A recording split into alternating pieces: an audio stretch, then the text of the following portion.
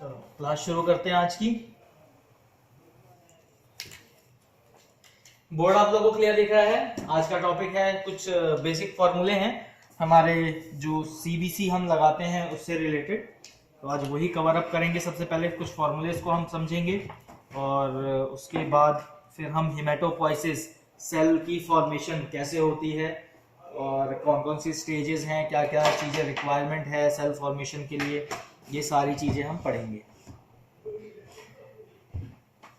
कुछ basic knowledge जानना चाहता हूं मैं कि अभी आप लोगों ने रिवाइज किया हुआ है, पढ़ा हुआ है। तो प्रिया पाल, आप बताएं मुझे आरबीसी का अदर नेम क्या है। प्रिया पाल, आरबीसी का अदर नेम क्या है।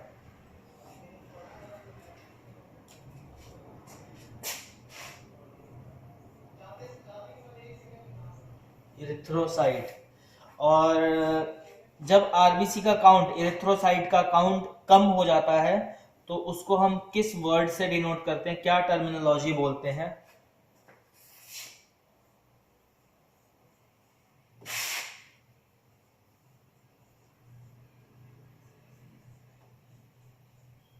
बताएं प्रिया पाल, आप ही से पूछ रहा हूँ बच्चा।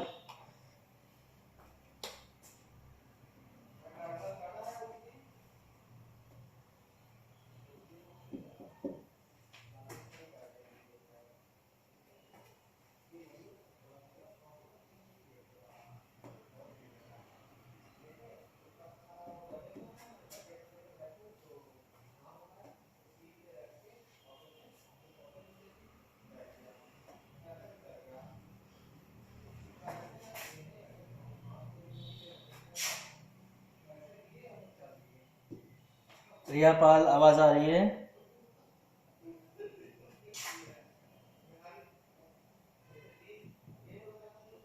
बताएं अगर आपका एरिथ्रोसाइट का काउंट कम हो जाता है तो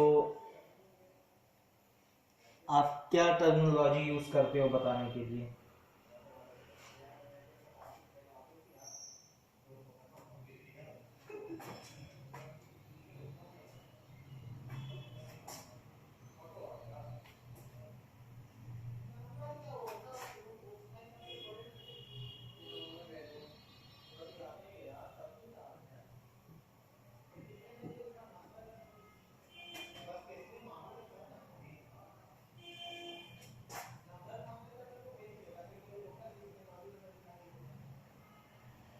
अंजलि राजपूत, आप बताएं। एरिथ्रोपीनिया। हेलो। और बढ़ जाएगा तो क्या बोलेंगे। एरिथ्रोपीनिया। अच्छा, एक बार टर्मिनोलॉजी और सोचो, करेक्ट बोल रहे हो कि नहीं बोल रहे आप।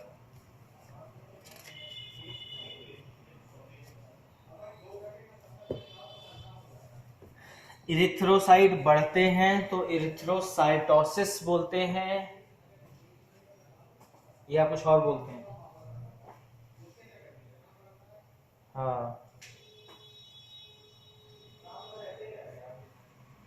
उसे इरिथ्रोसाइट बोलते हैं।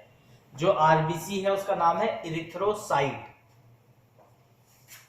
फॉर्मेशन को कहते हैं इरिथ्रोसाइटोसिस या हिमेटोपोइसिस। इस सिस लगेगा तब बोलेंगे उसको।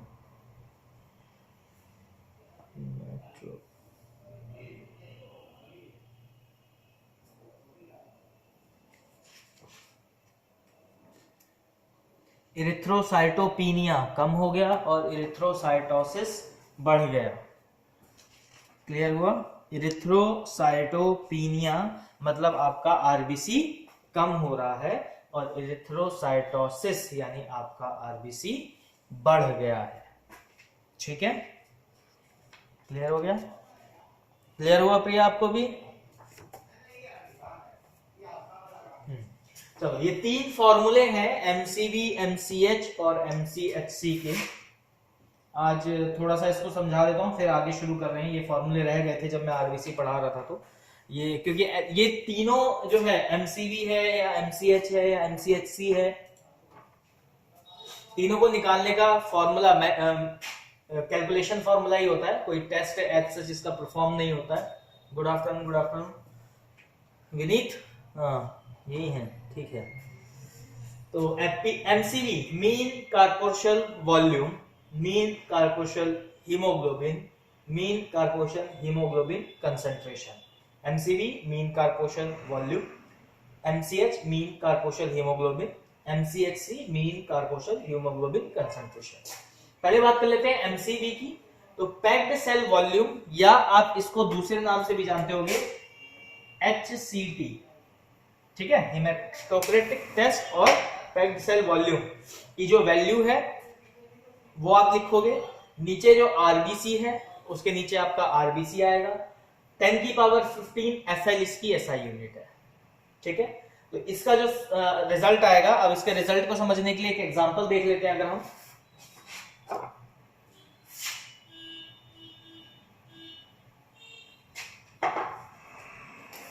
सपोज आरबीसी किसी का 4.5 लाख है, ठीक है।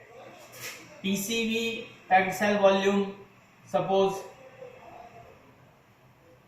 18 है, तो इसको आप आराम से सॉल्व कर सकते हो, न्यूमेरिकल हो गया, ठीक है। ये एग्जांपल के तौर पे कोई भी एक वैल्यू है। ये फॉर्मूले आपको दिख रहे हैं अभी, तो पहले लिख लो आप इसे, तीनों लोग आप इस फॉर्मूला को लिख लो। इसका एमसीवी निकालने का कैलकुलेशन फॉर्मूला क्या है, पीसीवी अपॉन आरबीसी इंटू 10 की power 15, unit is your FL. MCH की बात करते हैं, मीन कार्पोशल हीमोग्लोबिन की।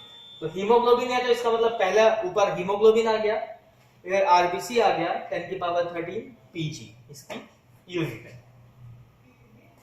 फिर बात कर लेते हैं एमसीएचसी की, मीन कार्पोशल हीमोग्लोबिन कंसंट्रेशन। तो एचबी अपॉन पीसीवी इंटू में ग्राम्स परसेंट, जीएम परसेंट। ये तीन फॉर्मूले हैं। अब इसमें हमें ये क्यों, अभी मैं आपको बता रहा हूं, जब आप मैन्युअली सीबीसी लगाते हैं, जब आप मैन्युअली सीबीसी लगाते हैं तो उस टाइम पे आपको क्या क्या मैन्युअली क्या क्या लगाना होता है। पहले एचबी लगाएंगे, चाहे आप सहाली से लगाइए चाहे आप साइनोमिड से लगाइए। फिर क्या करेंगे, आप एक स्लाइड बनाएंगे, किसकी, आरबीसी की बनाएंगे, डब्ल्यूबीसी की बनाएंगे और प्लेटलेट की बनाएंगे, डाइल्यूशन यूज करके, आरबीसी डाइल्यूशन, डब्ल्यूबीसी डाइल्यूशन और प्लेटलेट डाइल्यूशन, ठीक है। तीनों के डाइल्यूशन की एक स्लाइड बनाएंगे। एक आपकी क्या बनेगी, पेरिफेरल स्मेयर बनेगा, लिस्मन स्टेन वाला, जिसमें आप क्या करेंगे, डब्ल्यूबीसी काउंट करेंगे, डिफरेंशियल वाला डीडब्ल्यूबीसी, ठीक है। इसकी एक स्लाइड बनेगी। एक आप ईएसआर लगाएंगे मैन्युअली, चाहे आप वेस्टर्न ग्रीन से लगाएं चाहे आप विंट्रोप से लगाएं। और मैन्युअली में क्या लगेगा, उसके बाद आपका क्या लगेगा भी मैन्युअली में, तो एचबी हो गया, आरबीसी डब्ल्यूबीसी प्लेटलेट हो गया, एक पेरिफेरल स्मेयर हो गया डीएलसी काउंट करने के लिए, ईएसआर हो गया, एक पीसीबी लगेगा या एचसीटी कुछ भी बोल दो, ठीक है, ये भी मैन्युअली लगेगा। पीसीबी और एचसीटी लगाने का तरीका क्या है, आपका विंट्रोप ट्यूब यूज होती है, ठीक है, सेंट्रीफ्यूज यूज होता है। Morning sir,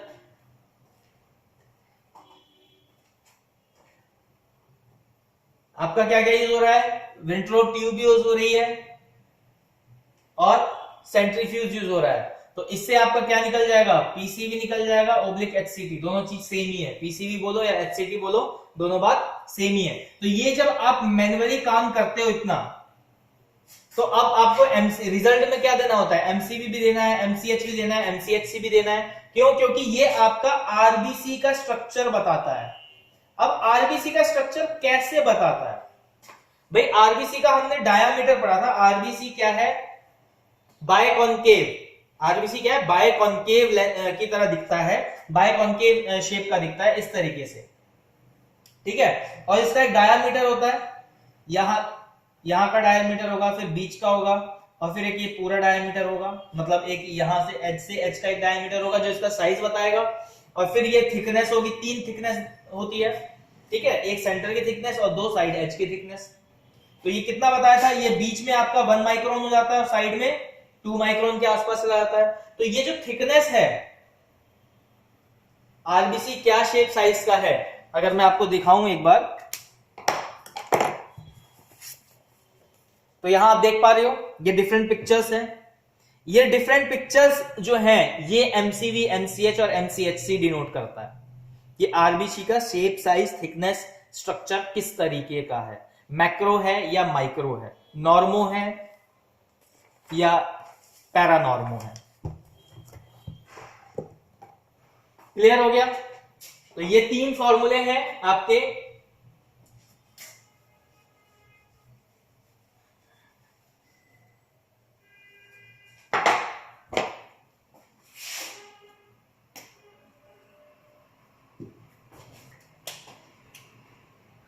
MCV, MCH and MCHC. ये लास्ट क्लास में रह गया था आरबीसी से रिलेटेड। अब हम आगे फॉर्मेशन ऑफ ब्लड यानी हिमेटोपोइसिस के बारे में आज शुरू करेंगे कि हिमेटोपोइसिस होता क्या है, फॉर्मेशन ऑफ ब्लड कैसे होता है हमारी बॉडी में। इतना सबने लिख लिया है? प्रिया, अंजलि दोनों ने लिख लिया? प्रिया आपने भी लिख लिया? प्रिया आप सुन पा रहे हैं?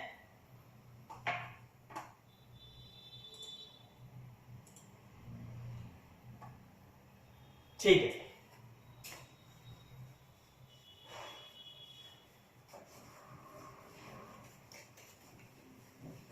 मैं कल इसके रिलेटेड पूछूंगा, फॉर्मूले से क्वेश्चन पूछूंगा, मैं प्रैक्टिस करनी है आप लोगों को इसकी। नॉर्मल रेंज रखो और उसमें प्रैक्टिस करना घर पे, आज का होमवर्क रहेगा आपका ये।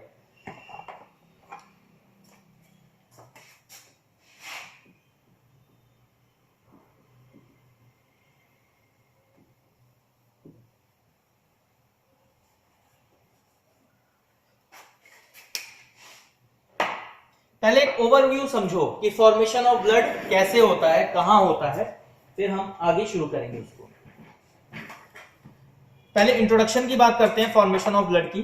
जब इंसान पैदा होता है, ठीक है, चाहे वो अवम में ही क्यों ना हो, ठीक है, चाहे वो टेस्ट ट्यूब बेबी की आप बात कर लो, चाहे वुमेन प्रेग्नेंट है, जब बेबी फॉर्मेशन शुरू होता है तो कितने दिन के बाद से ब्लड बनना शुरू होता है?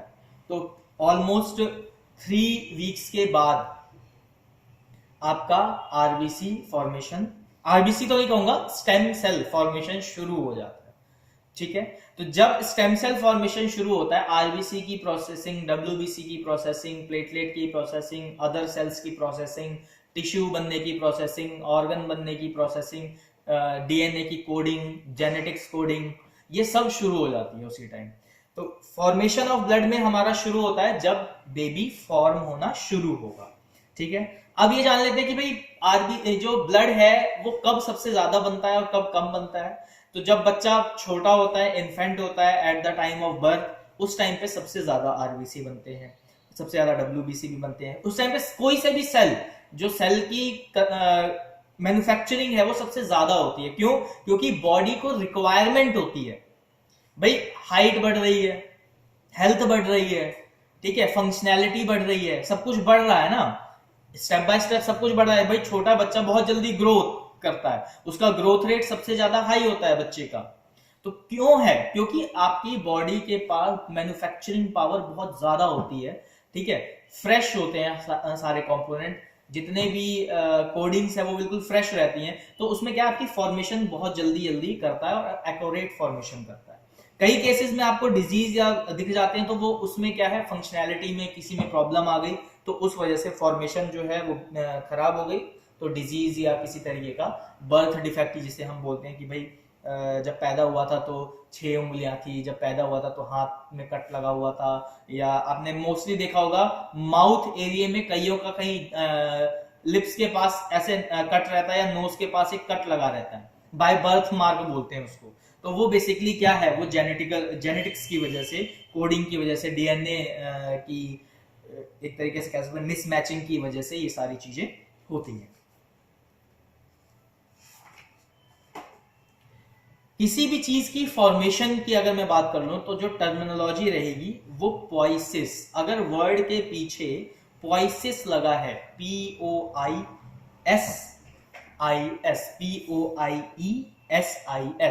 अगर किसी भी वर्ड के पीछे पॉइसिस लगा हुआ है तो वो उसकी फॉर्मेशन, उसकी डेवलपमेंट, उसकी ग्रोथ के बारे में बात की जा रही है। हिमेटोपॉइसिस यानी आपके जितने सेल्स हैं उसकी ग्रोथ के बारे में बात की जा रही है, ठीक है, उसके आपके फॉर्मेशन के बारे में बात की जा रही है, उसकी मैन्युफैक्चरिंग कहाँ बन रहा है उसके बारे में बात की जा रही है। इरिथ्रोपॉइसिस, वर्ड याद रखो क्या है, POIESIS, पॉइसिस। ये वर्ड इस चैप्टर को पढ़ते वक्त इस वर्ड को दिमाग में बैठाना बस। पॉइसिस, किसी भी चीज का आप मैन्युफैक्चरिंग, उसका मान फंक्शनिंग, उसका डेवलपमेंट, कुछ भी, मतलब कोई उसके ग्रोथ के बारे में बात की जा रही है, उसके बनने के बारे में बात की है, वो पॉइसिस लगा होगा उस वर्ड के पीछे, ठीक है। तो पहला वर्ड क्या है आपका बनेगा, तो सबसे पहले हम बात कर लेते हैं आरबीसी की।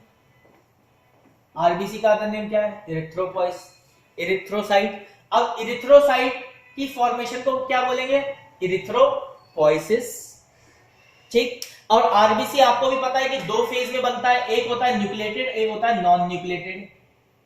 न्यूक्लिएटेड वाला मतलब आपका रेटिक काउंट, जिसे हम रेटिकुलोसाइट काउंट भी बोलते हैं, ठीक है। और नॉन न्यूक्लिएटेड जो हमारा मैच्योर आरबीसी जिसे बोलते हैं। सर आपकी आवाज नहीं आ रही। अब आवाज आ रही है, ओके, सॉरी, किसी ने म्यूट कर दिया होगा मेरा माइक। चलो, आरबीसी क्या है, अदर नेम इरिथ्रोसाइट, ठीक है। तो इरिथ्रोसाइट के बनने को क्या बोलेंगे, इरिथ्रोपॉइसिस, ठीक है। इरिथ्रोपॉइसिस इसका फॉर्मेशन हो गया। अब आपको ये भी पता है जो आरबीसी है वो दो फेज में बनता है, पहले न्यूक्लियस होता है उसके अंदर, और जब वो मैच्योर हो जाता है तो न्यूक्लियस हट जाता है, ठीक है। तो न्यूक्लियस वाला जो है न्यूक्लिएटेड आरबीसी, उसको दूसरा नाम क्या बोलते हैं, रेटिक काउंट, रेटिकुलोसाइट काउंट भी बोलते हैं।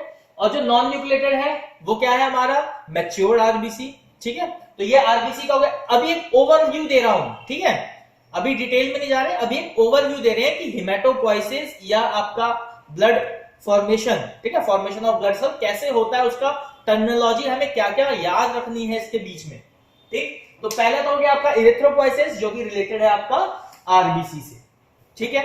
अब बात करते हैं डब्ल्यूबीसी की। तो डब्ल्यूबीसी का अदर नेम क्या है, ल्यूकोसाइट। तो ल्यूकोसाइट की फॉर्मेशन का क्या हो गया, ल्यूकोपॉइसिस, ठीक है। अब आपको यह भी पता है जो डब्ल्यूबीसी है वो पहले दो पार्ट में डिवाइड होते हैं, कौन से, ग्रेन्युलोसाइट और ए ग्रेन्युलोसाइट। ग्रेन्युलोसाइट में कौन से आ जाते हैं, तो इस्नोफिल, बेसोफिल और सॉरी न्यूट्रोफिल, ठीक है। और ए ग्रेन्युलो में कौन सा जाएगा, लिम्फोसाइट और मोनोसाइट, ठीक। अब किसी भी चीज का बनना क्या है, पॉइसिस है, ठीक है। तो क्या हो गया, ल्यूकोपॉइसिस, सॉरी लिम्फोसाइट्स हैं तो लिम्फोपॉइसिस, मोनोसाइट्स हैं मोनोपॉइसिस, न्यूट्रोफिल है न्यूट्रोपॉइसिस, बेसोफिल है बेसोपॉइसिस, ठीक। अब सेल में पॉइसिस भी आप बोलोगे या आप इसमें ब्लास्ट भी बोल सकते हो, न्यूट्रोब्लास्ट यानी न्यूट्रोफिल से बनने की पहली स्टेज। ब्लास्ट हो गया, एक बड़ा सेल था वो ब्लास्ट हुआ, वो टूटा अलग अलग सेल बनाने के लिए। इसको ऐसे समझो कि भाई ये अर्थ है, ठीक है, ये एक लैंड है, अब भूकंप आने की वजह से ये टूट गया तो तीन चार लैंड में बन गया। अब ये तीन चार लैंड क्या हो गए, अलग अलग नाम से हो गए। तो पहले था तो एक ही, टूटा, बड़ा था, टूट गया तो अलग अलग छोटे छोटे शहरों में चला गया। ऐसे ही सेल का है, जब सबसे पहले था तो खूब बड़ा सा था, ठीक है, फिर क्या हुआ, टूटना शुरू हुआ, ब्रेक डाउन शुरू हुआ, भाई एक ऐसे सेल निकल गया, एक ऐसे निकल गया, एक यहां से निकल गया, एक ऐसे निकल गया, मान लो तीन सेल निकल गए, ठीक है, फिर ये फर्दर 3 सेल आगे 2 सेल में डिवाइड हो रहा है, कोई एक में डिवाइड हो रहा है, कोई हो ही नहीं रहा है, ऐसे इजी बन गया। ठीक, तो हिमेटोपोइसिस क्या है, वो यही सारी फॉर्मेशन है, अभी चार्ट में समझाऊंगा, अभी ओवरव्यू समझो पहले डब्ल्यूबीसी का। तो डब्ल्यूबीसी की बात करेंगे तो क्या है, ल्यूकोसाइट है अदर नेम, तो ल्यूकोपोइसिस। ठीक है, अब आ जाते हैं प्लेटलेट की बारी बात कर लेते हैं। समझ में आ रहा है, नहीं समझ में आया तो पूछ लेना मुझे बीच में रोक के। अब आ जाते हैं प्लेटलेट की बात करते हैं, तो प्लेटलेट को क्या बोलते हैं हम, थ्रोम्बोसाइट। अब थ्रोम्बोसाइट क्या है जी, तो थ्रोम्बोसाइट हमारा एक ही फॉर्मेशन है, कैसा फॉर्मेशन है, सेल में छोटा छोटा सा ऐसा क्लस्टर टाइप के 3-4 सेल आपस में 7-8 3-4 इस तरीके से दिखाई देते हैं, डार्क पर्पल ब्लू शेड की दिखाई देते हैं ये। ठीक है, तो अब इसकी फॉर्मेशन को क्या बोलेंगे, थ्रोम्बोपोइसिस। यानी फॉर्मेशन जो हो रहा है उसमें टर्मिनोलॉजी जो वर्ड यूज की जा रही है, क्या यूज की जा रही है, पोइसिस। चाहे वो इरिथ्रोपोइसिस हो, चाहे वो ल्यूकोपोइसिस हो, चाहे वो थ्रोम्बोपोइसिस हो। इरिथ्रोसाइट, ल्यूकोसाइट और थ्रोम्बोसाइट ये सेल के नाम हो गए, और साइट हटा के पोइसिस लगा दिया उसी के नाम के पीछे में, तो वो उसकी फॉर्मेशन की बात हो। ये एक छोटा सा कॉन्सेप्ट है ब्लड फॉर्मेशन पढ़ने का। अगर इतना दिमाग में एक बार बैठ गया कि भाई पोइसिस बनना मतलब पोइसिस, आधा चैप्टर आपको याद हो जाए।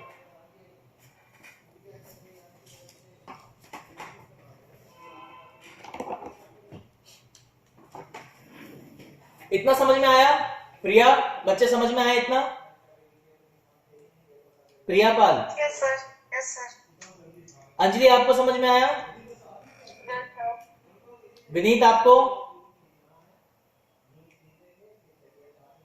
विनीत आपको समझ में आया, आ रहा है सर कुछ। आ रहा है, ठीक।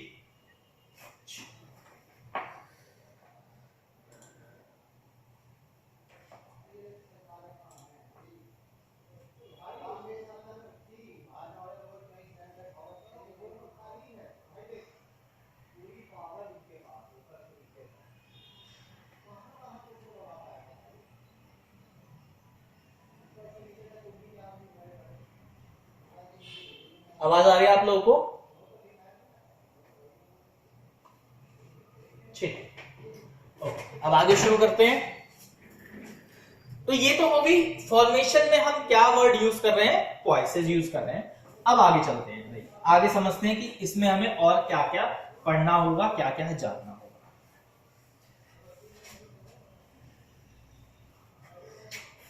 अंजलि जी, आप हेडफोन हटाएं, थोड़ा नॉइज आ रहा है। अब जो जो पूछूंगा उसका जवाब देना है आपको, ठीक है। आप खाना खाते हो, यस और नो, खाते, क्यों खाते हो,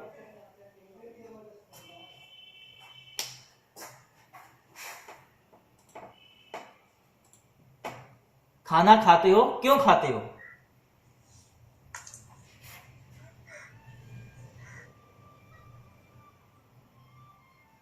बताओ।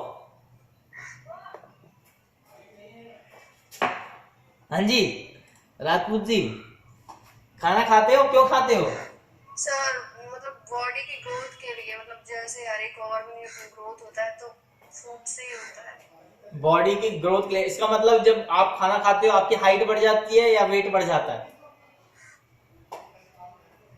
सर आपकी आवाज नहीं आ रही है। अच्छा आवाज चली गई, एक मिनट रुको, लगता है हेडफोन का यूज करना ही पड़ेगा।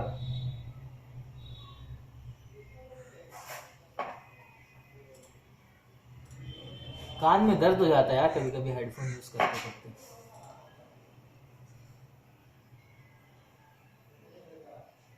अब आ रही है आवाज, हेलो हेलो हेलो हेलो, आवाज आ रही है, यस सर।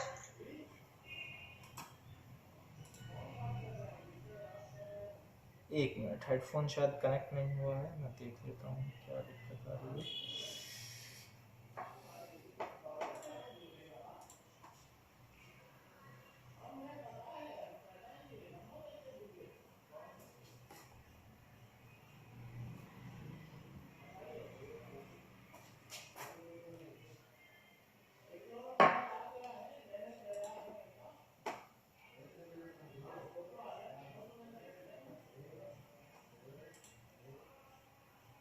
हेलो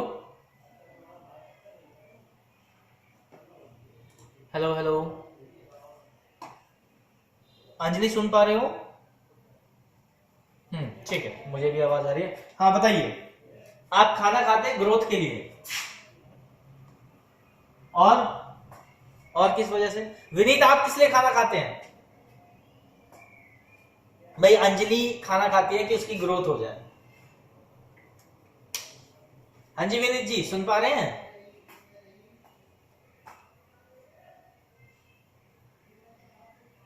अच्छा, आप खाते हैं खाना कि काम कर सके, वर्क कर सके। ठीक है। हाँ जी प्रिया जी, आप किस लिए खाना खाते हो? आप किस लिए खाना खाते हो? एनर्जी के लिए। भाई तीन लोग तीन काम के लिए खाना खाते हैं, एक ग्रोथ के लिए खा रहा है, एक काम के लिए खा रहा है और एक एनर्जी के लिए खा रहा है। ठीक, तो अब ग्रोथ किसकी हो रही है, काम कौन कर रहा है और एनर्जी कौन यूज कर रहा है, अब इसको समझना है। ठीक है, तीनों कॉन्सेप्ट है। तीनों कॉन्सेप्ट हमारा क्या कौन यूज करता है? हमारे यूज करते हैं ब्लड सेल।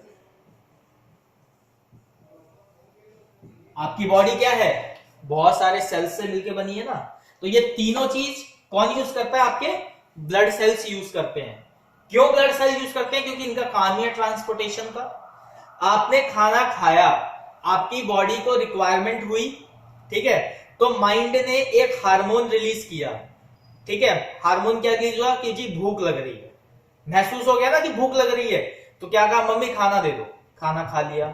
फिर एक हार्मोन रिलीज हुआ कि भाई अब बहुत हो गया, पेट भर गया, अब मत खाओ। ठीक है, तो खाना रोक दिया। ठीक, तो बॉडी काम कर रही है हर टाइम।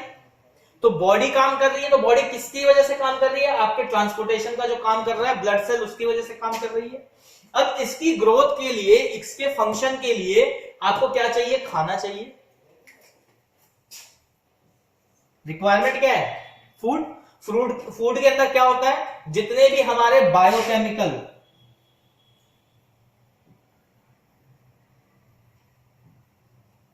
रिएक्शंस हैं,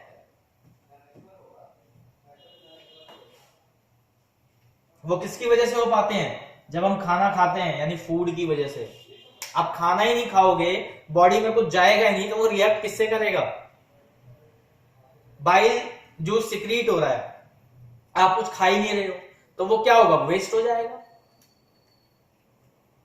बॉडी में कुछ अदर हार्मोन्स बन रहे हैं, उसका यूटिलाइजेशन के लिए कुछ आप खा ही नहीं रहे हो, वेस्ट। इसे कहते हैं ना कि फूड जो है, डाइट जो है आपकी हेल्दी होनी चाहिए, अच्छी डाइट होनी चाहिए। वेस्टर्न खाना कम खाओ, बर्गर, पिज्जा, चाउमीन, गोलगप्पे, टिक्की, ये सब कम खाओ। बेसिक खाना खाओ अगर अच्छी हेल्थ चाहिए। क्यों बोलते हैं? वो इसी वजह से बोलते हैं क्योंकि आपकी जो बॉडी सेल्स हैं, उनको क्या चाहिए? एक एनर्जी चाहिए वर्क करने के लिए, और वो एनर्जी बेसिक गुड फूड से ही मिलती है।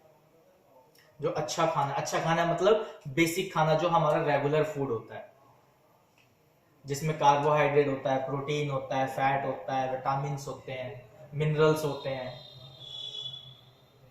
अदर चीजें कंपोनेंट्स रहता है, इलेक्ट्रोलाइट्स भी होते हैं।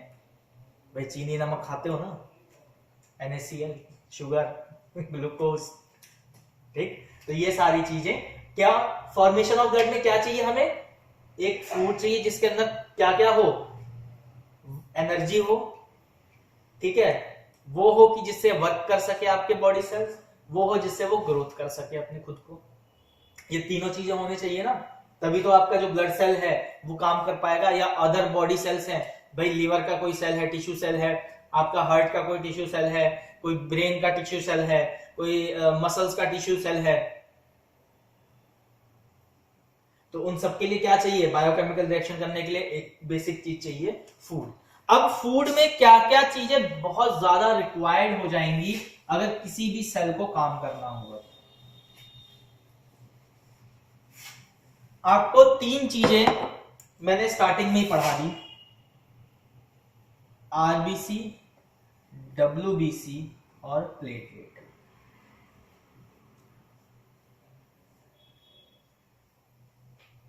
ठीक है, क्यों पढ़ाया? क्योंकि फॉर्मेशन ऑफ ब्लड में आपको इन तीनों की नॉलेज होना जरूरी है कि बेसिकली ये है क्या, इनका काम क्या है, इंडिविजुअल का आरबीसी का क्या काम है, डब्ल्यूबीसी का क्या काम है और प्लेटलेट का क्या काम है। तभी आप बता पाओगे कि फिर ये बनते कहां हैं। उसी के अकॉर्डिंग आपको पता लगेगा कि ये कहां कहां बन रहे हैं, कैसे कैसे यूटिलाइज हो रहे हैं। तो अब फॉर्मेशन में हमें रिक्वायर क्या क्या है भाई। पहला एक मोटा मोटा तो अंदाजा लग गया कि भाई बिना खाने के, बिना फूड के फॉर्मेशन नहीं हो सकती। हमारी बॉडी बिना फूड के फॉर्म नहीं हो सकती, पॉसिबल ही नहीं है। जब बच्चा पैदा होता है, मां की कोख में रहता है, तो उस टाइम पे भी एम्बिकल कॉर्ड की हेल्प से बच्चे को क्या है, सप्लाई मिल रही होती है हर चीज की। ब्लड की भी सप्लाई मिलती है, न्यूट्रिशंस भी मिलते हैं, विटामिन भी मिलते हैं, आईजीएम एंटीबॉडी तक मिल जाती है। ठीक है, एम्बिकल कॉर्ड से जुड़ा रहता है।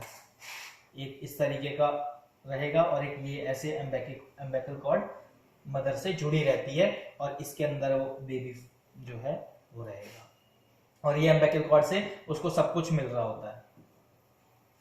इसीलिए जब वुमेन प्रेग्नेंट होती है तो उस टाइम पे उसको विटामिन के, ठीक है, आयरन के और भी बहुत सारे कंपोनेंट के, चाहे वो मेडिसिन फॉर्म हो चाहे वो इंजेक्शन फॉर्म हो, दिए जाते हैं। अगर वीक है लेडी तो, अगर हेल्दी है तो उसकी डाइट को चेंज कर दिया जाता है कि वो अच्छा एक भरपूर हेल्दी डाइट ले, जिससे उसके होने वाले बेबी को भी एक अच्छी लाइफस्टाइल, हेल्दी लाइफस्टाइल मिले स्टार्टिंग से। ठीक है, न्यूट्रिशन वगैरह की कोई कमी ना हो, न्यूट्रिशन वगैरह, हेल्दी न्यूट्रिएंट डाइट बोला जाता है खाने के लिए। तो क्यों बोला जा रहा है, क्योंकि आपकी जो रिक्वायरमेंट है फॉर्मेशन की किसी भी सेल की, वो कुछ बेसिक रिक्वायरमेंट्स हैं। सबसे पहली रिक्वायरमेंट की बात करते हैं। हमारे बॉडी को काम करने के लिए गैस कौन सी चाहिए विनीत जी? कौन सा गैस है एयर में? ऑक्सीजन।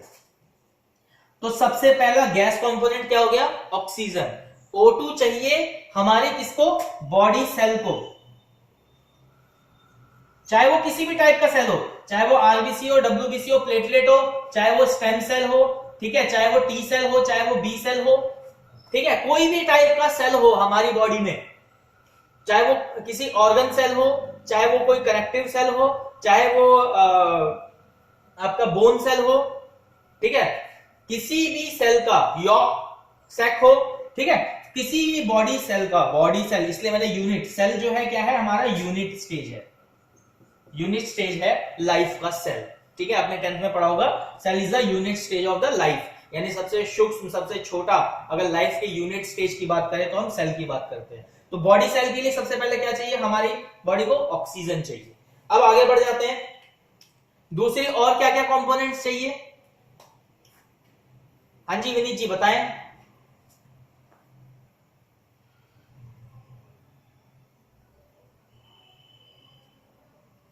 विनीत जी सुन पा रहे हैं?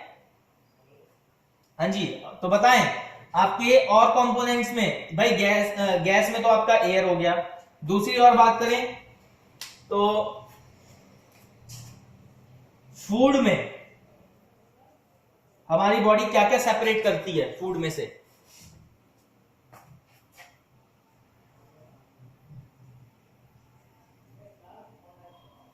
मिनरल्स कहां से मिलता है? Water plus food.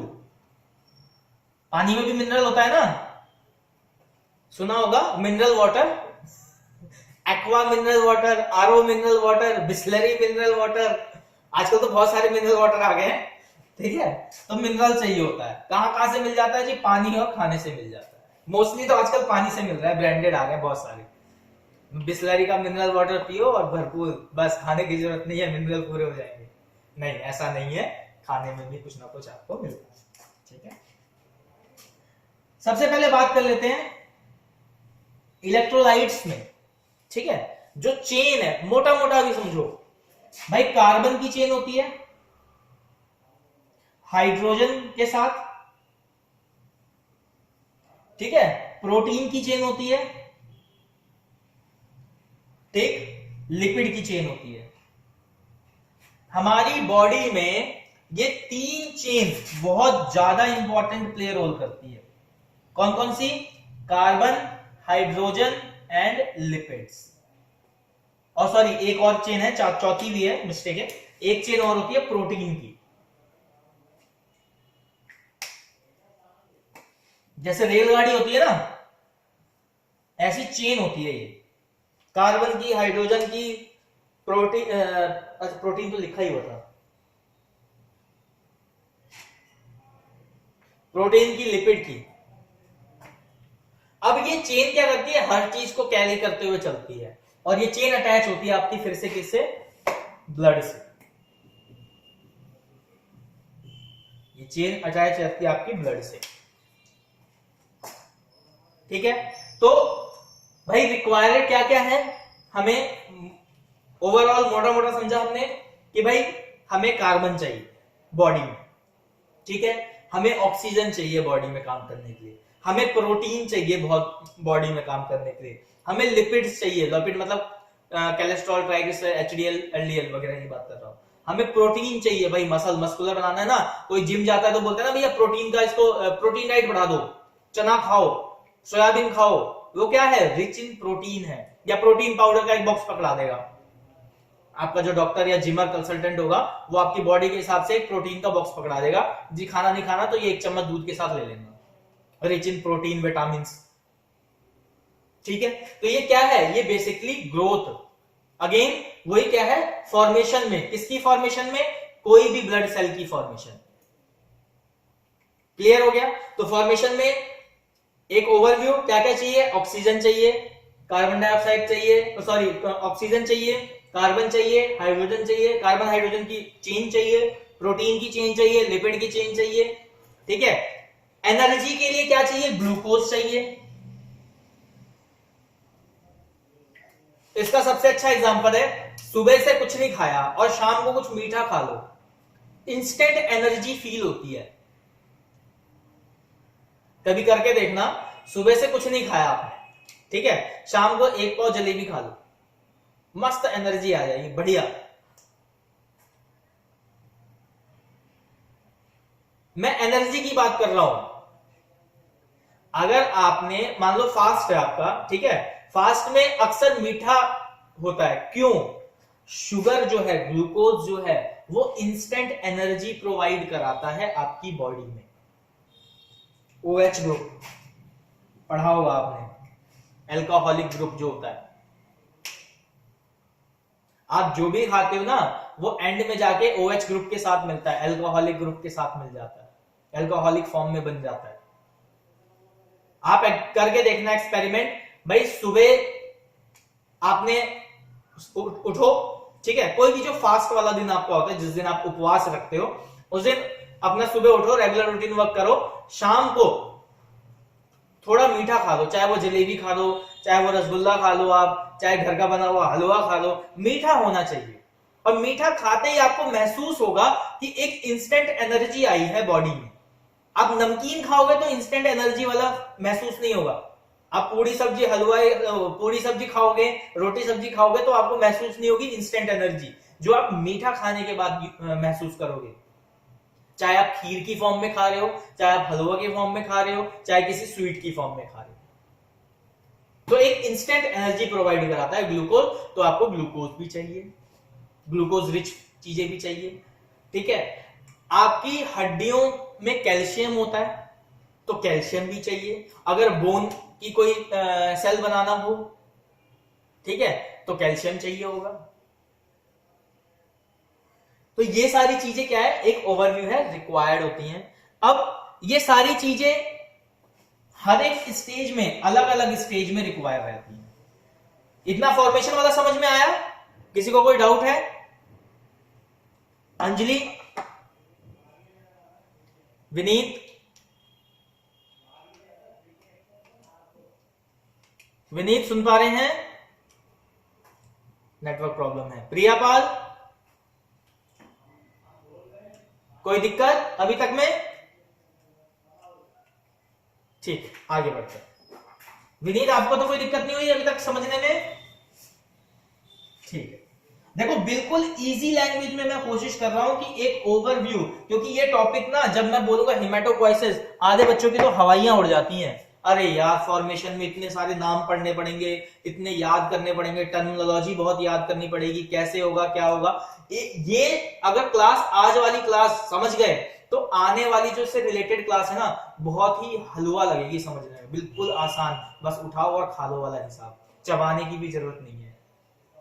सूजी का हलवा होता है ना, चबाने की भी जरूरत नहीं पड़ती है, बस खाओ सीधा अंदर, मुंह में टेस्ट का मजा ले लो और सीधा अंदर कर लो, वो वाला हिसाब हो जाएगा बाकी क्लासेस का। तो फॉर्मेशन में हमने समझा कि क्या क्या रिक्वायर्ड था।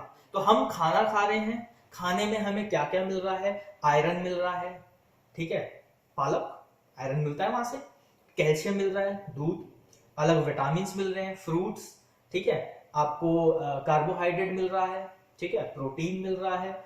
एग्जाम्पल आप लोगों को पता है, हर चीज का एग्जाम्पल मैं नहीं बताऊंगा। तो ये सारी चीजें क्या है आपको मिल रही है, और ये यूटिलाइज कौन कर रहा है, आपके ब्लड सेल कर रहे हैं। कहां कर रहे हैं, बनने के लिए कर रहे हैं। ये क्लियर हो गया। अब टेम्परेचर क्या चाहिए भाई, क्या टेम्परेचर चाहिए किसी भी सेल को बनने के लिए, तो बॉडी का जो हमारा टेम्परेचर है भाई वही तो चाहिए होगा, सीधी सी बात है। 37 हमारी बॉडी का टेम्परेचर है, इतना ही चाहिए सेल को भी डेवलप करने के लिए, बनने के लिए। इससे ज्यादा में काम नहीं चलेगा, इससे कम में काम नहीं चलेगा। क्लियर हो गया। और क्या चाहिए भाई, बनने के लिए न्यूक्लियस चाहिए, हर सेल में न्यूक्लियस होगा, हर सेल में न्यूक्लियस होगा फर्स्ट स्टेज पे, जब तक वो मैच्योर नहीं होता। क्योंकि क्या है, दो पार्ट में सेल डिवाइड हो रहे थे ना भाई, एक न्यूक्लिएटेड हो रहे थे, एक नॉन न्यूक्लिएटेड हो रहे थे। नॉन न्यूक्लिएटेड कौन से थे आपके, रेटिक काउंट थे, रेटिकुलोसाइट काउंट जिसे हम बोलते हैं, आरबीसी जो न्यूक्लिएटेड वाले होते हैं, ठीक है। और क्या थे आपके, डब्ल्यूबीसी थे, ठीक है। अदर ऑर्गन टिश्यू सेल्स थे, मतलब लिवर का हो, किडनी का हो, लंग्स का हो, हार्ट का, उसका पेनक्रियास का हो, गॉल ब्लैडर का हो, किसी का भी आप सेल उठाओगे, जब देखोगे एक टिश्यू की स्लाइड बनाओगे तो उसमें सेल में आपको न्यूक्लियस नजर आएगा, ठीक है। तो नॉन न्यूक्लिएटेड में कौन से आ गए आपके, सबसे पहले आरबीसी आ गए, प्लेटलेट आ गए, ठीक है। तो दो टाइप में सेल हो रहे हैं जिसमें न्यूक्लियस है, और ये न्यूक्लियस कब हट रहा है, ये ऐसा तो नहीं स्टार्टिंग से हट गया, नहीं, पहले ही इसमें भी न्यूक्लियस था। जब ये मैच्योर हो गया, पूरा डेवलप हो गया, काम करने के लिए तैयार हो गया, काम करने के लिए, तब उसमें से न्यूक्लियस हटा दिया गया, वो हट गया अपने आप ही, ठीक। तो दो टाइप के सेल हमने पढ़ने हैं, एक न्यूक्लिएटेड वाले पढ़ेंगे, एक नॉन न्यूक्लिएटेड वाले पढ़ेंगे इसमें। और इसमें डेवलपमेंट कैसे कैसे होगी, कैसे कैसे स्टेज आएगा, वो भी समझेंगे। तो पहले टेम्परेचर कितना चाहिए भैया हमें, तो 37 डिग्री सेल्सियस चाहिए हमें टेम्परेचर, ठीक है। दूसरा भाई एनवायरनमेंट कैसा चाहिए, डेवलपमेंट के लिए एनवायरनमेंट कैसा चाहिए, तो एनवायरनमेंट चाहिए क्लोज्ड, ओब्लिक पैक्ड, बंद एनवायरनमेंट चाहिए। हाँ जी प्रिया जी, कभी आपके लंग्स ने डिमांड की है कि मुझे धूप दिखा दो, है नहीं कर भी मत देना, मर जाओगे।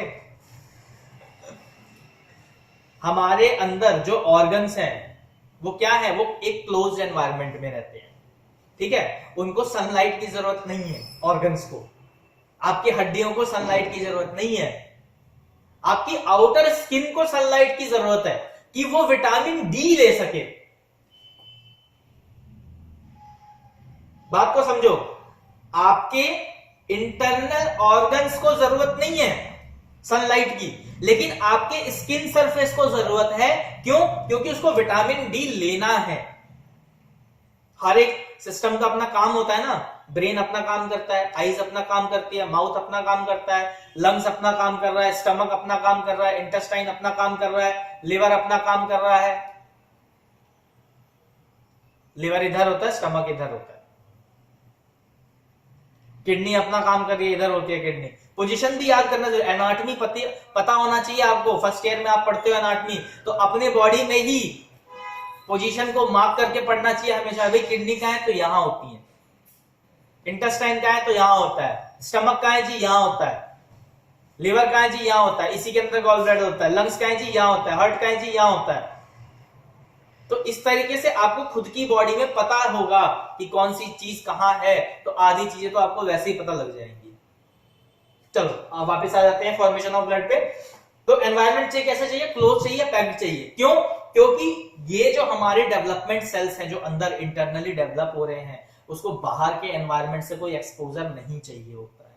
अगर बाहर के एनवायरनमेंट से कोई एक्सपोजर मिलेगा तो इनकी फंक्शनैलिटी क्या होगी, वो डिसबैलेंस हो जाएगी, वो काम नहीं कर पाएंगे ढंग से। क्लियर हो गया? और अगर चाहिए होता तो हमें ये आउटर ऐसी स्किन नहीं मिलती, ये जो स्किन हमें दिखाई दे रही है ये नहीं मिलती, फिर मसल्स दिखाई देते, पूरे रेड कलर के हम लोग दिखाई देते, या बोन हमारी बाहर नजर आ रही होती व्हाइट व्हाइट, अगर कहीं से उसको सनलाइट चाहिए होती तो। हमारा जो स्ट्रक्चर है, जो स्किन ऊपर से आउटर, सबसे आउटर लेयर क्या है, हमारी स्किन है ना, कवर करके रखती है, पूरा पैक्ड करके रखती है ऊपर से नीचे तक हमारे ऑर्गन सिस्टम को, बॉडी को पूरा। तो उसके फंक्शनैलिटी के लिए क्या एनवायरनमेंट चाहिए, क्लोज्ड पैक चाहिए। टेम्परेचर क्या चाहिए, 37 डिग्री सेल्सियस चाहिए। तो फूड में पता लग गया आपको, टेम्परेचर में पता लग गया आपको, एनवायरनमेंट पता लग गया आपको। अब आगे बढ़ते हैं। इतना क्लियर हुआ? से यस और नो, इतना क्लियर हुआ? हो गया, ठीक है। विनीत आपको भी क्लियर हो रहा है साथ में? ठीक है। अब एक ओवरव्यू समझते हैं कि भाई कहां से सेल बनना शुरू होता है। ठीक है, तो याद रखो बोन मैरो, ये वो जगह है जहां से सेल की प्रोडक्शन शुरू होती है। इतना दिमाग में घुसाओ। दूसरी पॉइंट है, पहला पॉइंट बताया था क्वाइसिस, दूसरा पॉइंट है बोन मैरो। ये वर्ड याद रखना इसमें, बोन मैरो से चीजें शुरू होंगी। ठीक है, और अलग अलग जगह जाके लिवर, स्प्लिन, ठीक है, अदर बॉडी पार्ट, और अलग अलग जाके वो मैच्योर होगा। ठीक है, मतलब हर टाइम के बाद हर एक सेल एक जगह जाके काम करेगा। इसको ऐसे समझो, आप लोग कॉलेज आते हो तो 12th करके और 10th करके आते हो। ठीक है, 10th और 12th करने के लिए स्कूल में एडमिशन लेते हो। तो सबसे पहले क्या किया, आपने स्कूल में एडमिशन लिया, उसके बाद आपने कॉलेज में एडमिशन लिया, कॉलेज के बाद आप जहां जॉब पे गए तो जॉब में जाने से पहले ट्रेनिंग करी, ट्रेनिंग करा, सीखा काम को, फिर जॉब पे गए। तो ऐसे ही सेल का काम है, ऐसे ही ब्लड फॉर्मेशन का काम है। जब वो पैदा हुआ तो एक जगह गया, डेवलप किया, फिर दूसरी जगह गया, थोड़ा काम सीखा, तीसरी जगह गया, प्रैक्टिस किया, चौथी जगह जाके अपना काम शुरू कर दिया। अब उसको ब्रेन से ऑर्डर मिल जाता है, वो अपना काम कर लेता है। ठीक है, तो ऐसे ही सेल की डेवलपमेंट होती है। भाई पहला सेल बना, ठीक है, वो टूटा 2 पार्ट में, अपना अपना काम सीखना शुरू किया, पढ़ना शुरू किया, नॉलेज लेना शुरू किया, फिर आगे गया, फर्दर 2 पार्ट या 3 पार्ट या 4 पार्ट में डिवाइड हो गए। ठीक है, फिर इन्होंने भी अपना अपना फील्ड सेलेक्ट कर लिया। एजुकेशन की तरह समझो, पहले सारा पढ़ रहे थे, ठीक है, फिर 2 पार्ट में डिवाइड हो गए, फिर आगे जाके स्पेसिफिक फील्ड में चले गए। तो ऐसे ही सेल भी कर रहा है, पहले एक था, सब कुछ नॉलेज थी उसके अंदर, डिवाइड हुआ नॉलेज बढ़ाने के लिए कि भाई एक पर्टिकुलर फील्ड में जाऊंगा, फिर और डिवाइड हुआ, एक पर्टिकुलर टॉपिक पे जाऊंगा, और जब वो एक पर्टिकुलर टॉपिक कवर हो गया, मैच्योर हो गया, बन गया बिल्कुल, तो अपना काम शुरू कर दिया, वर्क और फंक्शन उसका शुरू हो गया। बस अब उसको बताना है, वो अपने आप कर देगा, उसको सिखाने की जरूरत नहीं है, उसको सीखने की जरूरत नहीं है। समझ में आया कि कैसे सेल आगे बढ़ता है? अब यही हम टर्मिनोलॉजी से पढ़ेंगे कि भाई हर एक स्टेज में उस पार्ट को क्या बोला जाता है, किस नाम से डिनोट किया जाता है।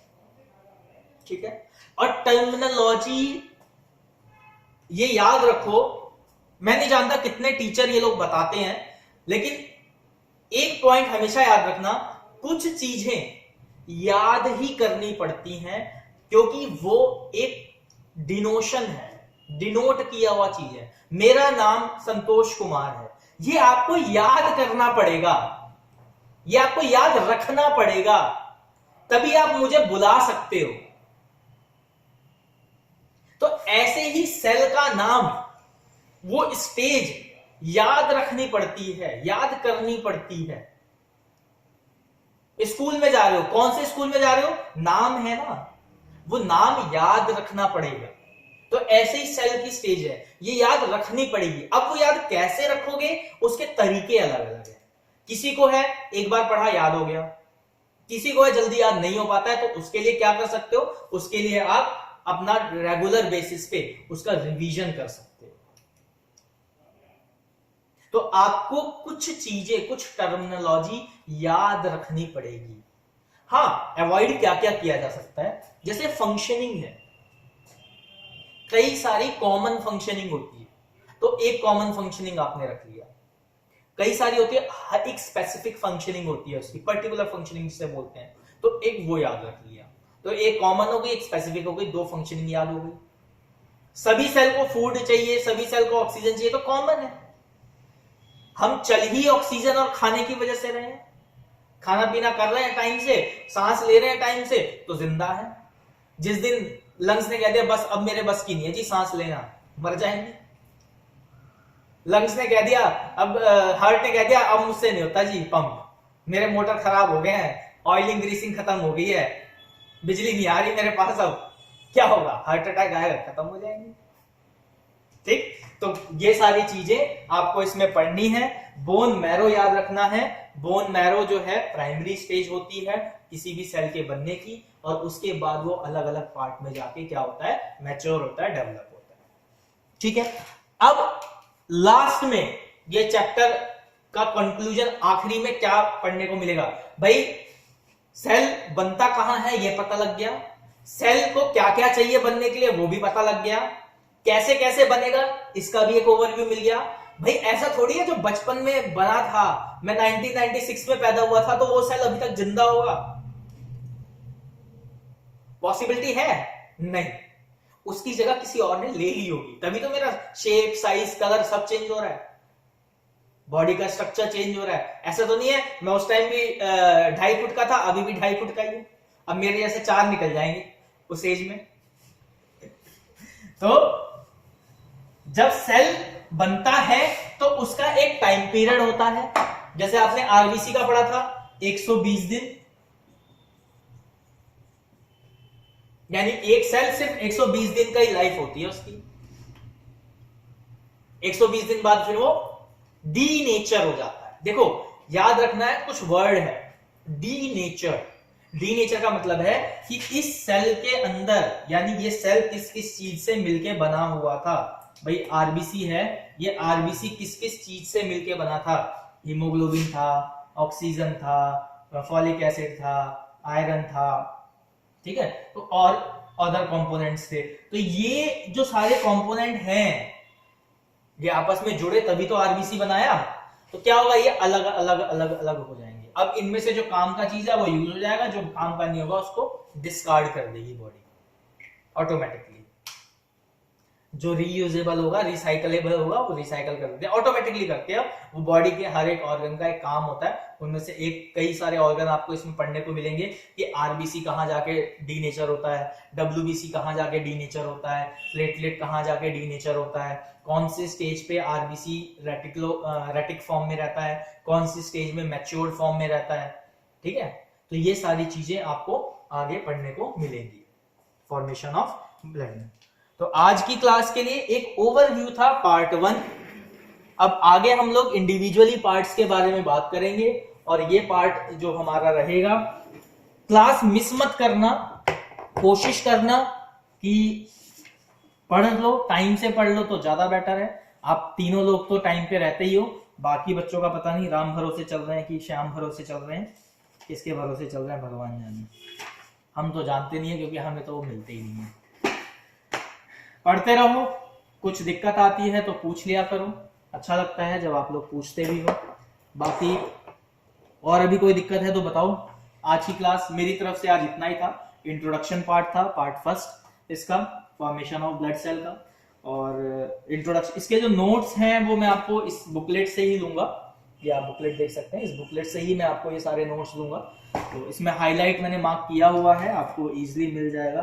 पीडीएफ फॉर्मेट देखूंगा, अगर हुआ पॉसिबल तो एक आप लोग को पीडीएफ भी प्रोवाइड करा दूंगा, जिससे आप इजीली बाद में सॉफ्ट कॉपी के थ्रू भी पढ़ सको।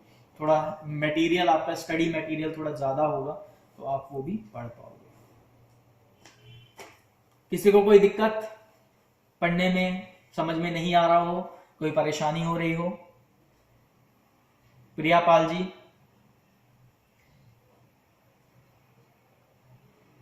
पढ़ाई हो रही है? पूछूं कुछ?